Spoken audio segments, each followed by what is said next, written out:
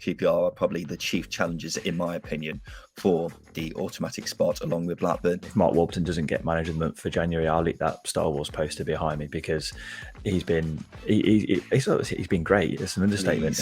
Please don't get manager of the month. Whether you like him or not, he knows how to get teams promoted from this division, doesn't he? And I think that's what West Brom need now. They could have strengthened and they haven't. So for that reason, I do think Barnsley are doomed. They're going down as possibly the worst team the Championship has ever seen, maybe even factual, with points come the end of the season. They had no right to even get into the playoffs, let alone win the playoffs. They were put together on peanuts from Ian Holloway. Forestieri, Hogg, Deeney, bang, limbs everywhere. It was a top moment, as you quite rightly say, one of the best in Championship history and maybe one of the best in football history. Absolutely. In terms of minutes of football, pure miracles, it doesn't get top for me.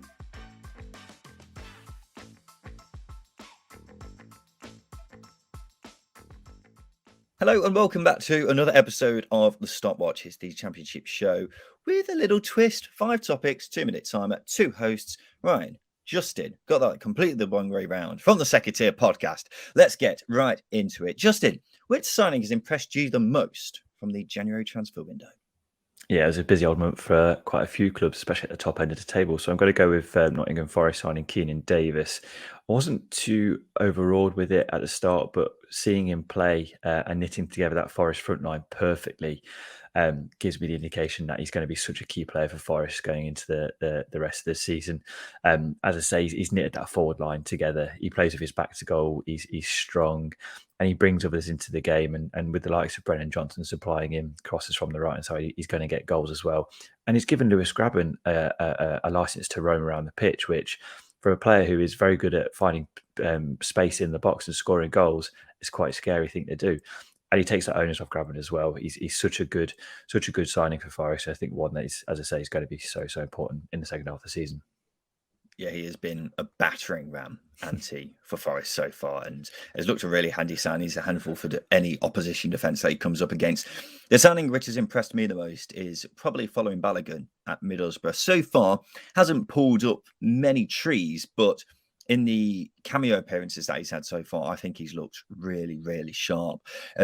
He's got electric pace. He's great with the ball at his feet, and his movement as well has made him look a real danger for Middlesbrough so far. And I feel like once he starts playing more and more games, starting more and more games, he could end up scoring quite a few goals for Middlesbrough. And that's exactly what they need. They need a goal scorer who's going to finish off the chances that they do create, because chance creation has been a bit of a problem for them across the course of the season. So Balogun needs to be taking those chances when it actually comes to him. But he's also been stretching defences and will probably create a decent few chances himself. Justin, what's the next topic? West Brom parted ways with Valérien Ismaël in midweek. Was it the right decision? And who should the Baggies appoint next? I think it's absolutely the right decision because Valérien Ismaël, it's very clear that if he stuck around at West Brom for much longer, they probably wouldn't even get in the playoffs. They've been so poor. What was it? 1 win in 7 games now. They've, in the recent games as well, they haven't even looked like winning them, which is something you couldn't have said before. They looked like they weren't winning games, but also the performances were all right. If the finishing was a bit better, they could have got points, but that's completely dropped off now. And they've just looked rubbish recently, haven't they, Justin? Yeah, to be blunt, they look really, really poor. And I think fan unrest was growing as well, which, if you lose to fans, if a manager loses to fans, you've probably lost the dressing room as well. Very hard to recover from that. And Ismaël certainly found himself in that category. And as you say, they were relying heavily on their defence to see games out because chance conversion was terrible.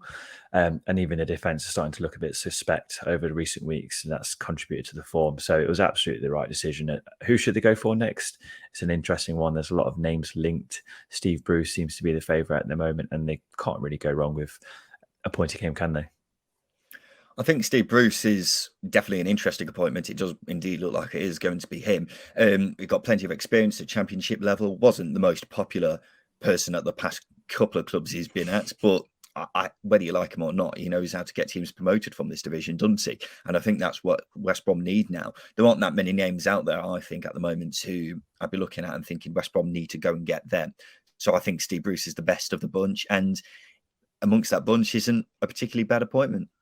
He's a very good man manager as well, which is probably what this West Brom side needs, is a manager to put their arm around the players' shoulders, because it feels like Ishmael wasn't quite that talker, quite good communicator in that sense. He always looked very angry on the sidelines, whereas Steve Bruce brings an air of calmness, doesn't he? So yeah, I think it would be a good appointment. Not pulling up trees, but it's a steady one for sure. Yeah. In terms of Ishmael's former side, Barnsley, Justin, they're not doing very well, are they? Are they doomed for relegation at this point? They've got 11 games without a win. Also, do you think Asbaghi is still fortunate to be in a job?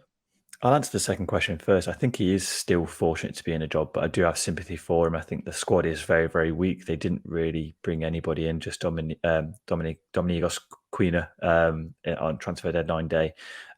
So they could have strengthened and they haven't. So for that reason, I do think Barnsley are doomed. They're a side who have struggled to create chances, have struggled to convert chances. They've struggled to get the best out of individuals. Callum Styles is shadow of himself from last season.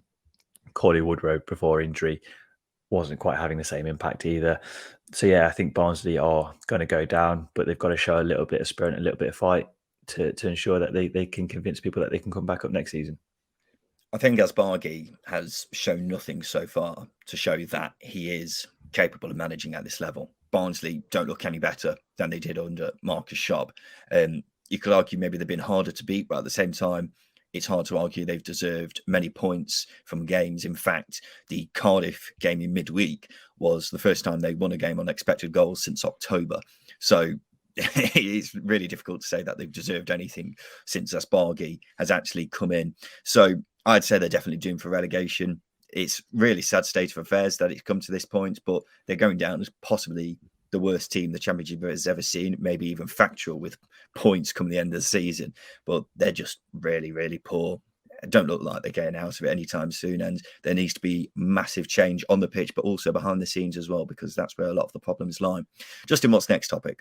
Now 6 games unbeaten. Are QPR finally hitting their top gear? Can they secure the automatics?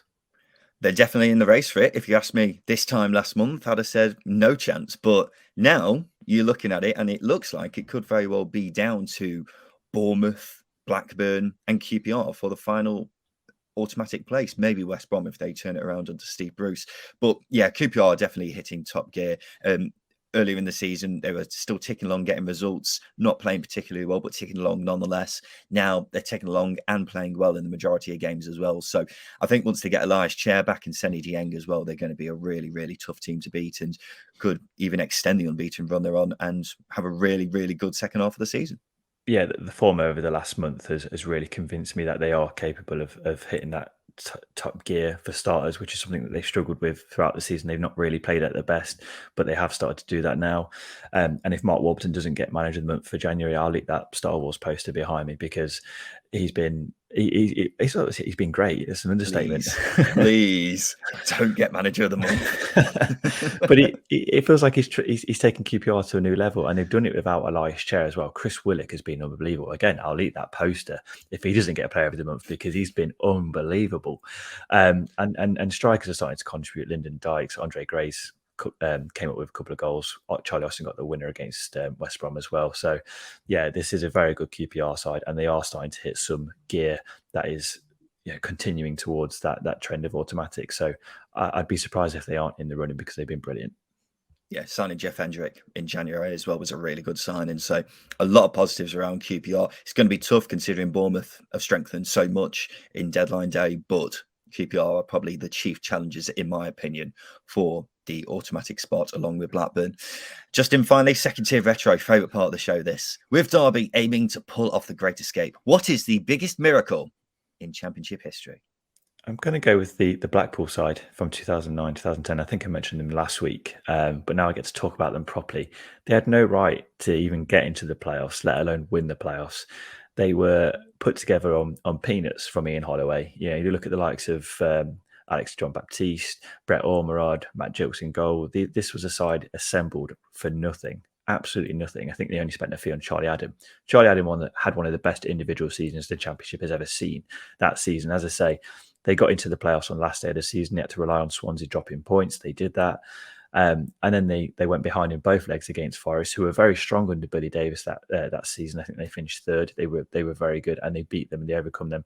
And they overcame a very good Cardiff side, one of the best Cardiff sides the Championship has seen as well, one of the best sides the Championship has ever seen. So yeah, for that reason, Blackpool 09 is unbelievable. My biggest miracle isn't something that's happened over the course of the season. It was a minute in Championship history, which will go down in the ages as the greatest minute, not just in the Championship, maybe the greatest minute ever in football. It's Anthony Knockaert taking a penalty for Leicester to get them through to the playoff final against Watford. He misses, Almunia saves it, and then gets booted up the pitch. The rest is known across the world, isn't it? Forestieri, Hogg, Deeney, bang, limbs everywhere. I don't think we'll ever see anything like that again, Justin. And in that moment where Knockaert is about to take that penalty, every Watford fan is thinking that's it for them. For them to be in the playoff final just a minute later, it can't be topped. It's absolutely bonkers, and that's the beauty of the Championship. I think you missed out the key point in that Almunia saved the follow-up as well. He saved the follow-up, and then the ball got cleared up the pitch, which is just unbelievable. And then seeing Zola running around and then slipping, I think is one of those images that is just ingrained in my mind. It was a top moment, as you quite rightly say, one of the best in Championship history, and maybe one of the best in football history. Absolutely. In terms of minutes of football, pure miracles, it doesn't get top for me. And there we go. Episode 20 of the Stopwatch. Let us know your thoughts in the comments below and drop us a like if you've enjoyed. And please subscribe for more content like this. We've been the Second Tier Podcast. You can find us on Twitter at Second Tier Pod. Justin Peach 27, Ryan Dilks 1. Give us a little follow for more thoughts and opinions on the Championship. And thank you for watching.